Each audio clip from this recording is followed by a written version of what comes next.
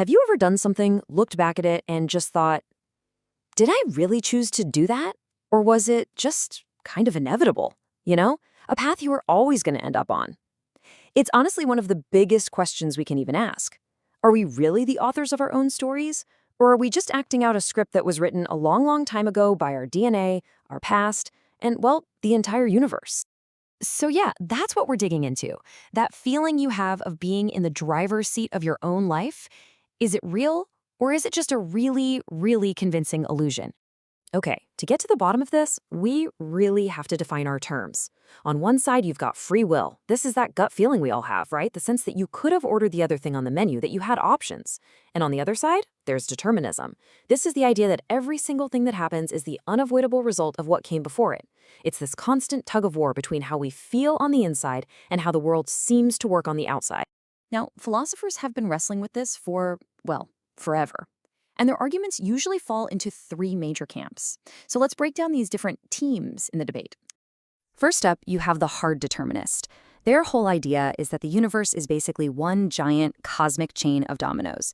Your choice to even watch this explainer, well, that's just a domino that was tipped over by your mood, which was tipped by what you did today, which was tipped by your upbringing, and that chain goes all the way back to the Big Bang. Seriously. And the implication of that is kind of staggering. It means if we could hit a rewind button on the entire universe and set everything up exactly the same way, you would make the exact same choice every single time. According to this view, that feeling of freedom you have, it's just an illusion. All right, now let's swing to the complete opposite end of the field. This is libertarian free will. And just so we're clear, this has absolutely nothing to do with politics. It's just the philosophical name for it.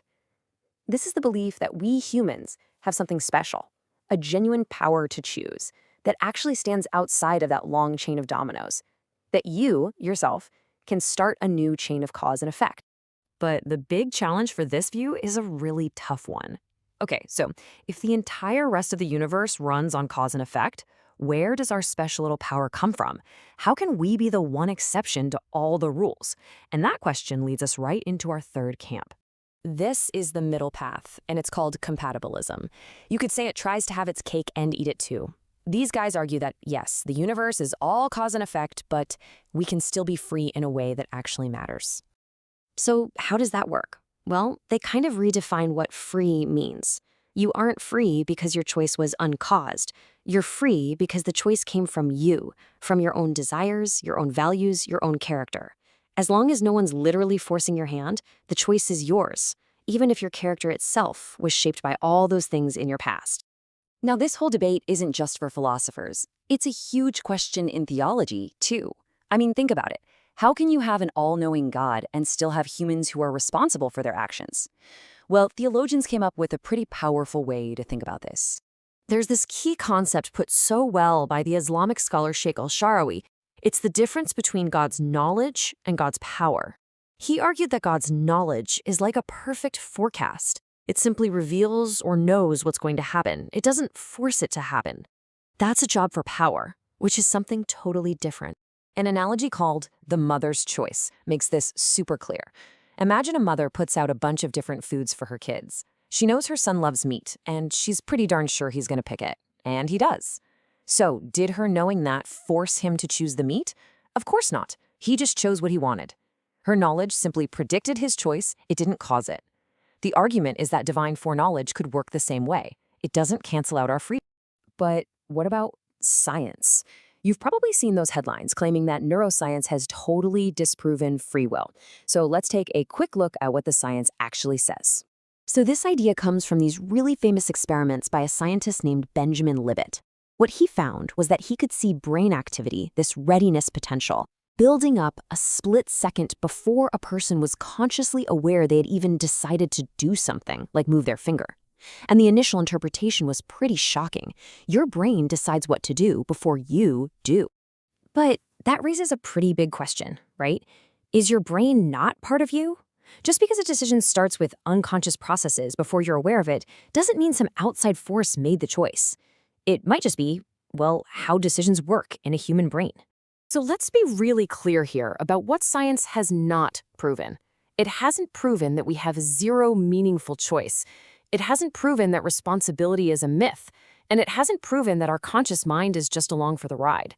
It shows we're heavily influenced by our biology, for sure, but it hasn't killed the idea of choice. Okay, so we've looked at philosophy, theology, and science. Let's try to wrap all this up into something practical we can actually use in our lives. First off, let's just acknowledge the stuff we can't control. I mean, there's a lot of it.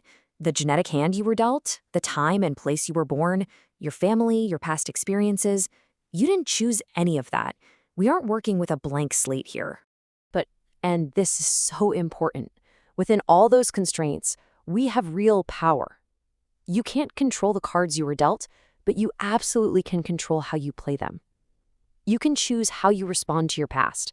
You can choose the habits you build, and you can choose what to do right now, in this moment.